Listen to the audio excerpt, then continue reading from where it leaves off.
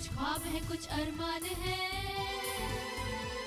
कुछ ख्वाब है कुछ अरमान है, लो है जगी एक उम्मीद की, आओ कुछ कर दिखाए, सारी दुनिया पे छाए, पाले मंजिले झूले आसमां, हमें खुद पर यकीन, अब ख्वाब हमारे ताबीर भी हमारी, अब ख्वाब हमारे ताबीर भी हमारी, अब ख्वाब हमारे ताबीर भी हमारी। खिदमत की परस्तार हूँ, अदल की पाबंद, हिंद की मैं बेटी हूँ, मुझको है तहजीब पसंद। आदाब नाजरीन, मैं हूँ रेशमी ज़िया, आप सभी का इस्तकबाल करती हूँ हमारे ख़ास प्रोग्राम ख्वाब हमारे ताबीर भी हमारी में। जैसा कि आप जानते हैं नाजरीन, हर हफ्ते हम आपको एक ऐसी खातून से मिलवाते हैं जिन्होंने अपने ख्वाब को पूरा किया, अपनी मंजिल को पाया, अपनी मेहनत से, और समाज में अपना एक नाम और पहचान बनाया।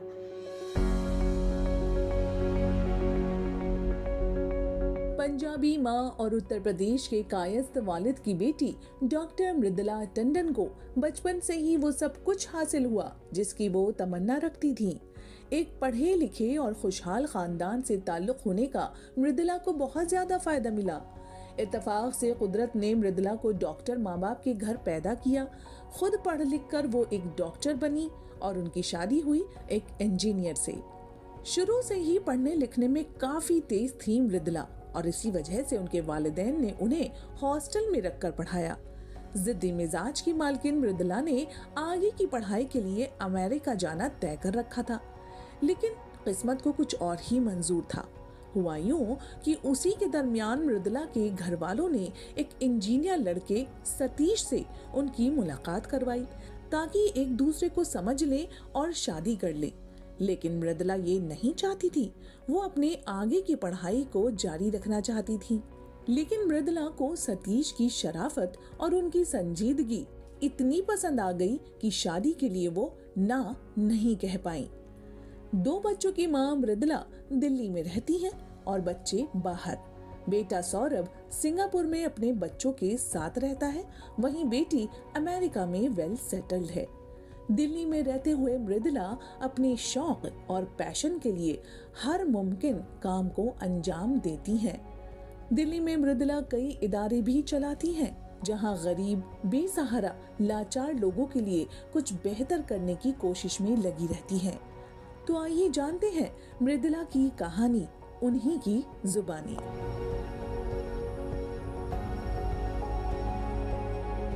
तो आज हमारे साथ मौजूद हैं डॉक्टर मृदुला टंडन। तो देर किस बात की, आइए आपके साथ बातचीत का सिलसिला शुरू करते हैं। मृदुला जी, आपका बहुत बहुत इस्तकबाल है हमारे प्रोग्राम ख्वाब हमारे ताबीर भी हमारी में। बहुत शुक्रिया आपका रेशमी जी, और आपका भी इस्तकबाल है इस करीब खाने में। आज आपसे बात करके मुझे भी बहुत अच्छा लगेगा। अच्छा, मैंने जितना आपके बारे में पढ़ा था तो उसमें मैंने जाना आप सोशल वर्क का काम बहुत अच्छा करती हैं, सोशल अवेयरनेस का काम। सबसे पहले तो मैं ये जानना चाहूँगी आपको लाइफ में क्या चीज़ ऐसी है जो मोटिवेट करती है? हर एक की मोटिवेशन अलग होती है, किसी का पैसा होता है, किसी का नाम होता है। मुझे खुशी मोटिवेट करती है। अगर मैं किसी की ज़िंदगी में अपने काम से फ़र्क बना सकूं, किसी और को एक मुस्तकबिल नया दे सकूं, उससे ज़्यादा खुशी मेरे को कुछ नहीं होती। तो मेरा मोटिवेशन वहीं से आता है, जिनके साथ मैं काम करूं वो आगे बढ़ें और उनके साथ कुछ अच्छा हो जाए। डॉक्टर मृदुला, आप वेल एजुकेटेड फैमिली से बिलोंग करती हैं, तो मैं ये भी जानना चाहूँगी आपके फैमिली बैकग्राउंड के बारे में और आपने कहाँ से एजुकेशन लिया था, उस बारे में थोड़ा हमें बताएं। रेशमी जी, एजुकेशन तो हमारी फैमिली में हमेशा से बहुत मायने रखती है। मेरे जो ग्रैंड पेरेंट्स थे, दोनों साइड पे ग्रैंडफादर्स डॉक्टर थे, मेरे पेरेंट्स भी डॉक्टर थे, मेरे हस्बैंड आईआईटी के इंजीनियर थे। हर तरफ से एजुकेशन को बहुत हमने देखा है कि माना जाता है। इसीलिए आदमी के पास पैसा हो ना हो, अगर एजुकेशन होगी तो वो आदमी ज़रूर अपने पाँव पे खड़ा रह सकता है, अच्छा इंसान बन सकता है। इसी चीज़ को मैंने अपने लिए भी समझा, हमारे बच्चे भी उसी तरह पढ़े और एजुकेशन को लेके ही मेरा काम आगे चलता है कि जितने गरीब तबके के लोग हैं जिनके साथ हम काम करते हैं, सबसे पहला काम हमारा होता है कि उनके लिए आगे की अगर दुनिया की खिड़कियां खोलनी हैं, उनको नए रास्ते दिखाने हैं, तो सबसे पहले उनको एजुकेशन देनी चाहिए, क्योंकि एजुकेशन का मतलब एम्पावरमेंट होता है। जब तक उनको अच्छी तालीम के साथ साथ अच्छी चीज़ें नहीं सिखाई जाएंगी, वो आगे बढ़ नहीं पाएंगे। अगर उनको उनके गलियों में से, उन गलियारों में से निकलना है जहाँ आज वो फंसे हुए हैं, तो एक एजुकेशन ही है जिसकी वजह से वो आगे बढ़ पाएंगे। डॉक्टर मृदुला, मुझे अभी याद है थोड़ी देर पहले जब हम अभी बातें कर रहे थे और आपने बताया जब अपने स्कूल के बारे में जहाँ पढ़ रही थी, वहाँ बहुत बड़ा आम का बाग था। तो उस वक्त की जो कहानी की आप बताती थी ना कि वो बच्चे आम तोड़ते थे, क्या वो नटखट सी बातें, वो जानना चाहेंगे। हम चाहते हैं हमारे नाजरीन को भी आप बताएं। स्कूल तो स्कूल होता है और बच्चियां हमेशा बच्चों की तरह ही रहेंगी। बोर्डिंग स्कूल था, बेहतरीन स्कूल था, लेकिन आम को देख देख के लालच आ जाता था, तो आगे पीछे पत्थर उठा के पेड़ों में मार देते थे। अम्बियाँ अपनी जेबों में भरी, स्कर्ट की जेबों में, और भागे जब तक कि वो ठेकेदार आता जिसने कि ये आम का ठेका उठाया हुआ था, हम लोग भाग जाते थे। वो बेचारा चीखता रहता था। एक साल तो उसके नुकसान काफ़ी हो गया, बिकॉज़ हमारा एम बेहतर हो गया और हमने जो पत्थर मारे तो आम वाकई गिरते थे ज़्यादा। उसने जाके हमारी प्रिंसिपल से शिकायत कर दी। प्रिंसिपल थी मिस गेनर, बहुत लंबी खूबसूरत स्विस लेडी, जिसकी वजह से हमारे स्कूल में अच्छा अनुशासन रहता था। अगली सुबह असेंबली में मिस गेनर ने कहा कि गर्ल्स ऑन योर ऑनर, जिसने भी एक भी आम इस आदमी का तोड़ा है वो इस लाइन के इस पार आ जाए। उनका कहना था पूरा का पूरा स्कूल इधर से मुड़ के तो इस तरफ आ गया। और फिर मिस गेनर ने हमारे सबके घरों में चिट्ठियाँ भेजी, हम सबको फ़ाइन हुआ, और मेरे डैडी बाद में बड़े हंस हंस के बोलते थे कि मेरी बच्ची ने ऐसा काम किया। कोई डांट नहीं पड़ी, ना मिस गेनर ने डांटा, लेकिन जिसका नुकसान था उसका नुकसान पूरा करवा दिया। स्कूल की कहानी सुन के बहुत मज़ा आया, बहुत दिलचस्प सफ़र था आपका ये। तो इसके बाद जब आपने आगे प्रोफेशनल डिग्री के लिए आप आगे बढ़ी और आप मेडिकल कॉलेज में गई, इंटर्नशिप किया, उन दौरान की बातें, कुछ ख़ास ऐसी किस्से जो हमारे साथ आप शेयर करना चाहें? जी, बोर्डिंग स्कूल से निकले तो एक साल प्री मेडिकल होता था उस ज़माने में, जिसके बाद मेडिकल की डिग्री लेते थे। तो वो एक साल दिल्ली में काटा मैंने अपने मम्मी डैडी के घर में रहते हुए, क्योंकि डैडी प्रोफेसर थे लेडी हार्डिंग में। तो लेडी हार्डिंग की एक बहुत बड़ा बंगला था, वहाँ पे घर था कनॉट प्लेस के पास। हमारा क्या होता था, सुबह स्कूल तो निकल जाते थे, लेकिन वहाँ हाज़िरी देने के बाद भाग आते थे कनॉट प्लेस पिक्चरें देखते, क्योंकि स्कूल में हमें कभी इजाज़त नहीं मिली थी पिक्चर देखने की। हमारे प्रिंसिपल का मानना था कि पिक्चर देखने से बच्चे को बुरा असर पड़ सकता है, तो इस कच्ची उम्र में पिक्चर देखनी नहीं। तो ये जो साल हमारा प्री मेडिकल का था, बहुत सारी पिक्चर्स देखी, बहुत मज़ा आया। और खुशनसीबी ये कि माँ बाप को पता था, लेकिन उन्होंने डांटा नहीं, हमारे ऊपर प्रेशर नहीं डाला कि आप पढ़ते क्यों नहीं हो, आप ये शरारत क्यों कर रहे हो।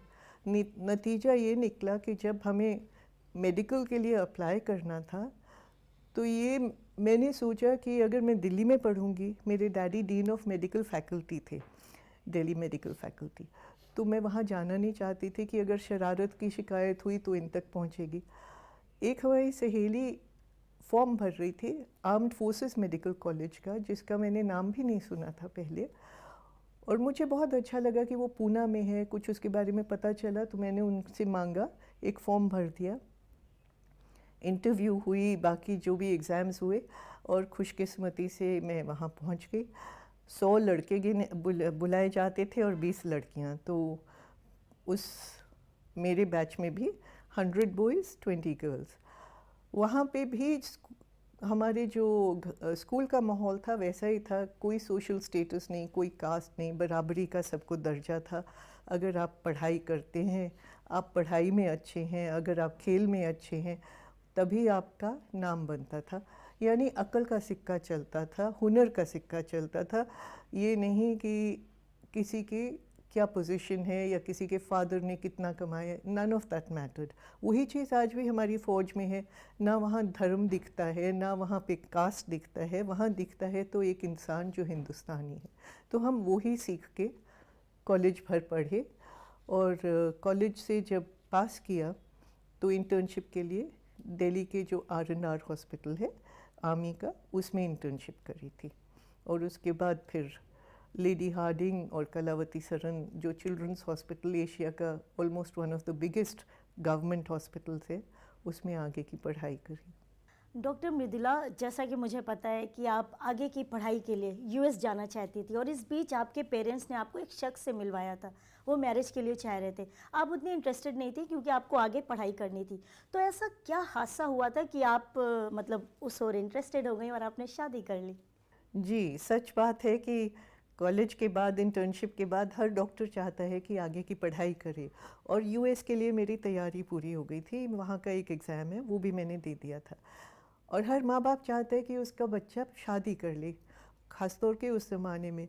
मम्मी ने जब देखा कि मेरा अपने आप से कुछ इरादा नहीं है कहीं भी शादी करने का, उन्होंने एक इंसान से मुझे मिलाया जो उनको बहुत अच्छे लगे। सो उसको दोस्त की तरह मान के मैंने एक्सेप्ट किया, ये नहीं कि शादी के लिए, और आगे की तैयारी कर रही थी। अच्छा, अब उस उम्र में गाड़ी चलाने का भी बड़ा शौक़ होता है।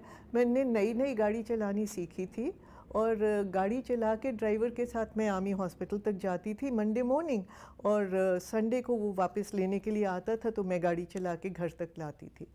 तो जब जो मेरे शौहर बने बाद में, सतीश जी, उनसे मुलाकात हुई तो वो एक एम्बेसडर चलाते थे। उन्होंने मुझे ऑफ़र किया कि आप चला लो। तो लोभी इतने कि हाँ जी बिल्कुल हम तो चलाएंगे। मैंने गाड़ी पकड़ी और चलानी शुरू कर दी। तो घर बंगाली मार्केट में था और पास ही में ओबरॉय होटल था, हमने वहाँ जाना था। गाड़ी चला तो ली ओबरॉय तक, लेकिन अंदर मोड़ने के बजाय डिवाइडर की तरफ मोड़ के गाड़ी ठोक दी। जब गाड़ी ठुक गई तो उसके बाद मैं बैठ के 1 मिनट तो शौक होता है कि लाउड नॉइज़ आती है। फिर उतरी, गाड़ी को देखा तो लगा कि ज़्यादा डैमेज नहीं है। पर ख्याल आया कि अगर मेरे डैडी होते या मेरे भाई होते तो सख्त नाराज़ होते, क्योंकि उनकी गाड़ी पे खरोच भी आ जाए, किसी के स्कूटर पे भी खरोच आ जाए तो वो लड़ता है। यहाँ तो मैंने इनकी गाड़ी का नुकसान कर दिया। तो मैं पैसेंजर सीट की तरफ जाके बैठने लगी। तो इन्होंने कहा तुम कहाँ जा रही हो? मैंने कहा कि मैं गाड़ी में बैठती हूँ, आप निकालिए चलाइए। बोले नहीं, अगर आप अभी नहीं चलाएंगी तो आपके अंदर डर बैठ जाएगा, आप ही चलाइए। मैं कहा नहीं, मैं तो अभी से डर गई हूँ, मैंने गाड़ी नहीं चलानी। बोले आप चलाइए, नहीं तो आप दोबारा नहीं चला पाएंगे, आपको शौक़ है ना चलाने का। मैं हाँ। फिर मैं बैठी गाड़ी में, उस साथ में बैठे, उसको बैक भी करवाया उन्होंने, मैंने बैक करा और गाड़ी आगे चलाई। अगले आधे घंटे तक वो चलवाते रहे कि इसके अंदर वो डर ना बैठे कि मैं नहीं कर सकती। ऐसा इंसान जो कि इतना दिल का अच्छा हो कि दूसरे के बारे में सोच रहे हैं, जबकि वो खुद नई नौकरी करे थे, उनके पास उनकी जो तनख्वाह लिमिटेड थी, उसमें उन्होंने सेकेंड हैंड गाड़ी खरीदी थी और उस गाड़ी को भी बड़े प्यार से रखते थे। फिर भी उस गाड़ी से ज़्यादा उन्होंने मुझे इज़्ज़त दी, मुझे एहतराम दिया। तो वाकई वो एक लम्हा था जबकि मुझे लगा कि इससे बेहतर कहीं पे कोई चीज़ नहीं है, चाहे पढ़ाई हो चाहे दूसरा इंसान हो। तो मुझे इनके साथ रहना बहुत अच्छा लगा।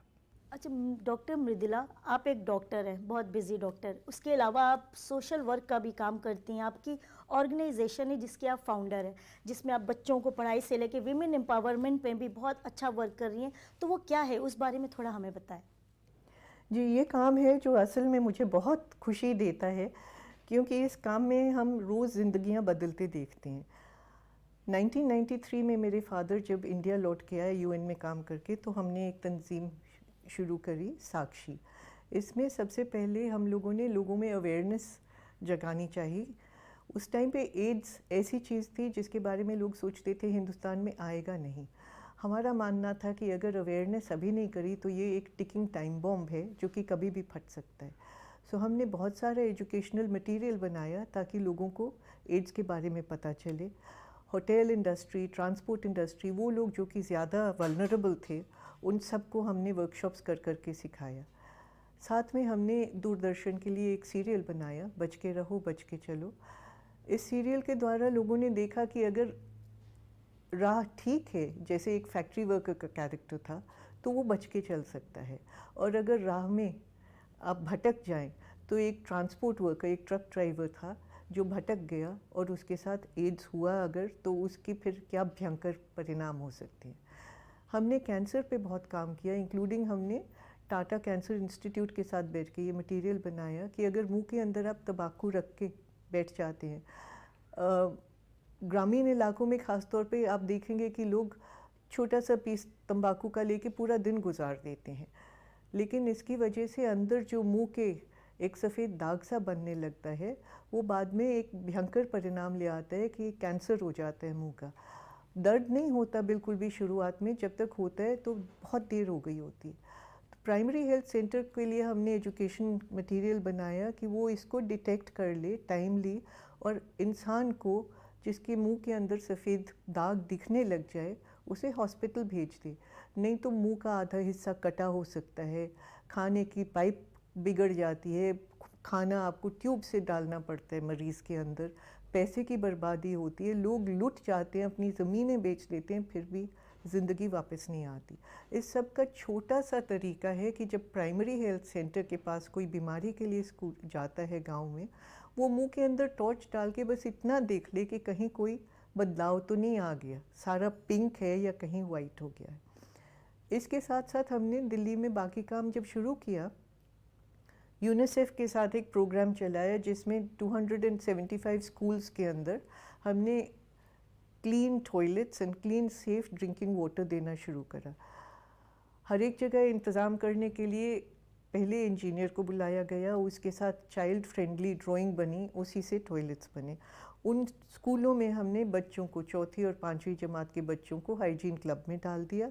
हाइजीन क्लब के बच्चे बड़े एंथुसियास्टिक, 4 और 5वीं जमात के बच्चे तो होंगे ही, तो उनको सिखाया कि किस तरह इस चीज़ को साफ़ रखा जाए, जो आती है साफ़ करने उस पर निगरानी रखी जाए, जो सामान है वो कम ना हुआ जाए, क्योंकि वो अब हाइजीन क्लब के प्रेसिडेंट वाइस प्रेसिडेंट बन गए थे और उनके ये टॉयलेट खुद का लगता था। उन्होंने उसको बरकरार उसी तरह सफ़ा रखा। हर एक जो ख़राब करके जाता था बुलाया जाता था वापस, उसको समझाया जाता था। एक बड़ी मज़ेदार बात है, शाहीन बाग में बच्चियों को लोग भेजते नहीं थे पढ़ाई के लिए जब हमने शुरू किया काम 98 में, और हमने बड़ी मुश्किल से घर जा जा के लोगों के तो बच्चियों को बुलाया कि इनको हम इधर ही पढ़ाएंगे। उनमें से 2 बेटियां जिनका कि अच्छे नंबर आए कंप्यूटर एजुकेशन में, 2004 में एक को नौकरी मिली वोडाफोन में, एक को मिली टेक महिंद्रा में, 10-10 हज़ार की नौकरी।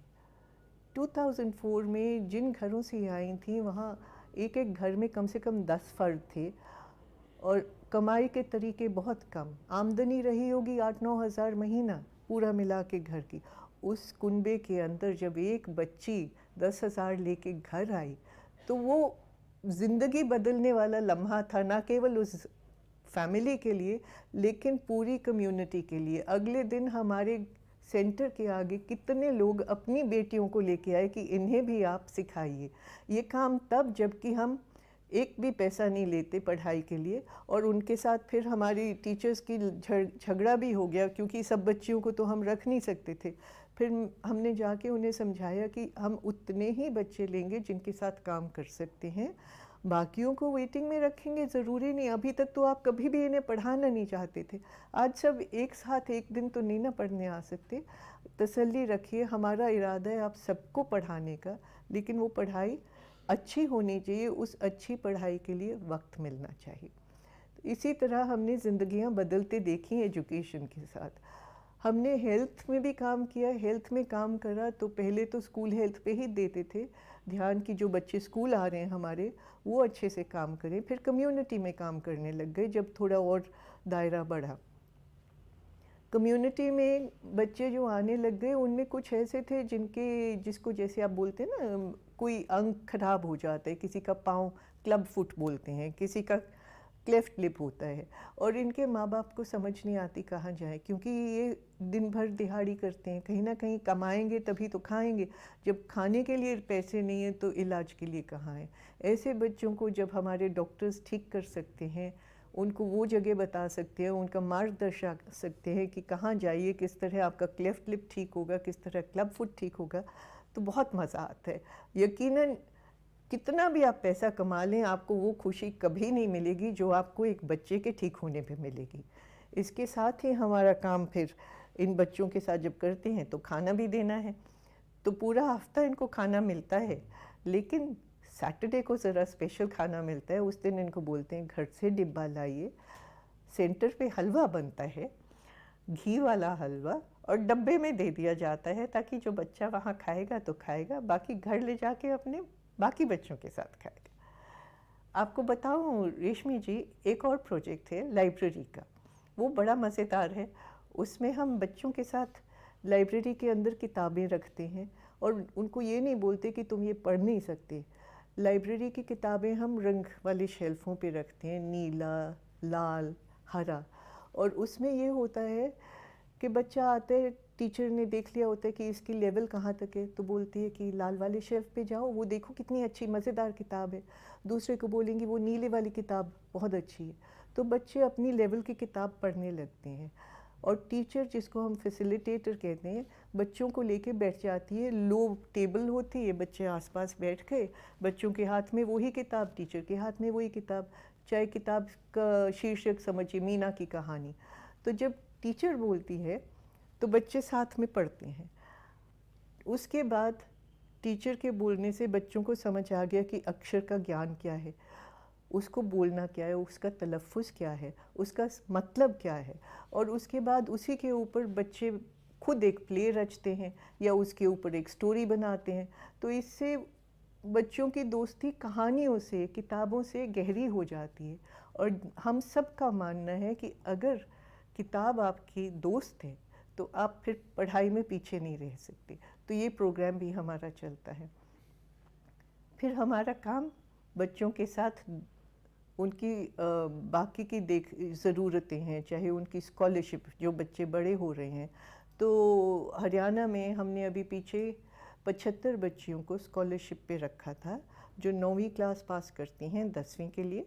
अगर उनके परसेंटेज करीब 70% आ जाती है और वो बिलो पॉवर्टी लाइन है, ज़रूरी है कि वो बिलो पॉवर्टी लाइन हो, तो उनको और 11वीं क्लास के बच्चों को हम वजीफ़ा देते हैं।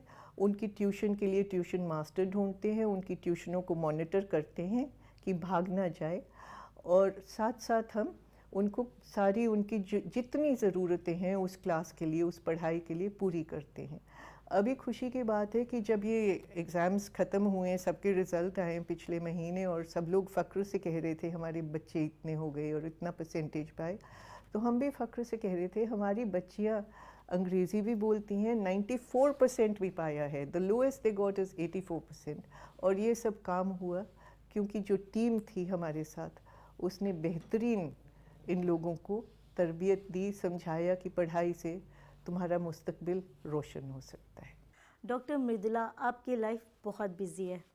आप डॉक्टर हैं, आप सोशल वर्क का भी काम कर रही हैं, सोशल अवेयरनेस के लिए काफ़ी आप वर्क करती रहती हैं, साथ में आप गोल्फ प्लेयर भी हैं, और इतना बिजी होने के बावजूद आप अदब के लिए कैसे वक्त निकाल लेती हैं? कोई चीज़ जब मन को भाती है उसके लिए वक्त निकालना नहीं पड़ता, वो आपको सोने नहीं देती। जब तक आप उस चीज़ को हासिल ना कर लें, उस चीज़ के साथ घुल मिल ना जाएं, आप सोएंगे कैसे? मेरा काम मुझे खुशी देता है, बिल्कुल ठीक, लेकिन उस काम में जो दर्द और तकलीफ़ देखती हूँ, उसको अगर कहीं ना कहीं एक तरह से सहना है, समझना है, तो अदब है, जिसकी वजह से इंसान की फितरत भी समझ आती है, और वो खिड़कियाँ खोलती है, उस खुदा से मिलाती है जिसकी वजह से ये कायनात चलती है, समझ आता है कि क्या हो रहा है। तो अदब जब लोग कहते हैं, उनको लगता है कि कुछ भी लिख दिया अदब में शामिल है। नहीं, अच्छी फ़िक्र होनी चाहिए, अच्छी सोच होनी चाहिए, अच्छी ज़ुबान होनी चाहिए, और ऐसी बात होनी चाहिए जो कि छोटे से छोटे अल्फाज में कह दी जाए, बहुत लंबा कहने की ज़रूरत नहीं है। अगर अच्छी बात है तो सबकी समझ में आ जाती है, जितना छोटा कहेंगे उतना खूबसूरत लगेगा। तो शायर की ज़बान में, सफ़र का हौसला काफ़ी है मंजिल तक पहुंचने को, मुसाफिर जब अकेला हो तो राहें बात करती। तो सच बात यही है कि जब काम है और वक्त कम है, तो उस वक्त में भी जो सबसे ज़्यादा सुकून देता है वो अदब। डॉक्टर मृदुला, अभी तक का आपका सफ़र बहुत ही खूबसूरत रहा और हमारी दुआ है आगे भी इतना ही खूबसूरत रहे। लेकिन अब हम आपके आगे के सफ़र के बारे में जानना चाहेंगे, आपके फ्यूचर प्लानिंग्स के बारे में। हमारा आगे का सफ़र जहाँ तक मैं सोचती हूँ यही होना चाहिए कि जो काम हम आज कर रहे हैं, हिंदुस्तान के 7 स्टेट्स में कर रहे हैं, सेहत का, तालीम का, बच्चों तक पहुँचाना और उसको आगे बढ़ाना, ये हिंदुस्तान के गोशे गोशे में पहुँच जाए तो मुझे लगता है इससे बेहतर कुछ नहीं होगा।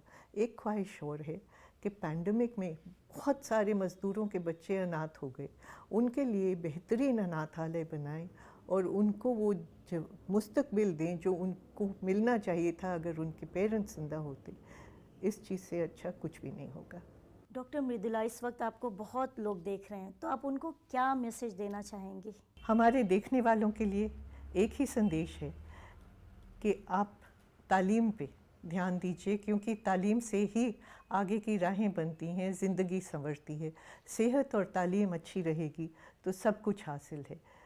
पैसा सब कुछ नहीं होता, आपका हुनर, आपकी काबिलियत, आपकी तालीम से जानी जाती है। ज़िम्मेदार नागरिकता के साथ साथ जिस समृद्ध देश में आप रहेंगे, उस खुशहाली में रहेंगे, तो याद रखिए आपके साथ जो कमज़ोर वर्ग है, एक ना एक आदमी की ज़िंदगी आप भी संवार सकते हैं किसी भी तरह, हाथ बढ़ा के। ज़रूरी नहीं आप पैसा दीजिए, आप अपनी आँखें उनकी तरफ करेंगे तो आपको बहुत कुछ दिखेगा जिसमें उनको मदद मिल सकती है।